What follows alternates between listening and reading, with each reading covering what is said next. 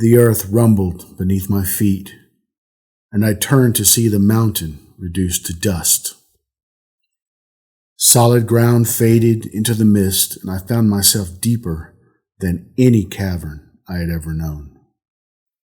I stopped to count extremities, fingers, and toes that seemed to be intact, but the life force that moved them suffered in the fall. Fellow travelers rushed to my aid, offering cool water to wipe my face, and their effort was appreciated, but it had little effect as some things had run too deep. The earthquake had been so sudden, the damage so severe. I didn't want to move, but I couldn't stay where I was. It was a battle of mind over body, and I felt like a spectator watching the shell of who I was, struggling to stand, only to crumble under my own weight. My heart and soul were shattered beyond the strength to do their part, and did nothing but lie down, which is what I'm trying to avoid in myself, in fear I would remain frozen there.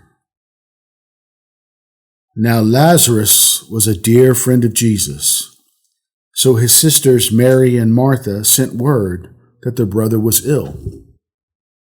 They knew Jesus could heal him.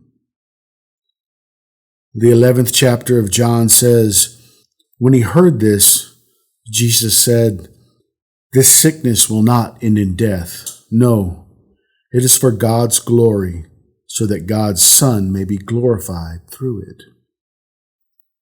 Now Jesus loved Martha and her sister and Lazarus. So when he heard that Lazarus was sick, he stayed where he was 2 more days. Now the disciples did not understand the waiting, and during that time, Lazarus died. So when Jesus arrived, both sisters said to him, "Lord, if you had been there, my brother would not have died. But I know that even now God will give you whatever you ask." Jesus said to her, "Your brother will rise again." Martha answered, "I know he will rise again in the resurrection at the last day." Jesus said to her, "I am the resurrection and the life. The one who believes in me will live even though they die, and whoever lives by believing in me will never die. Do you believe this?" "Yes, Lord," she replied. "I believe that you are the Messiah, the Son of God, who is to come into the world."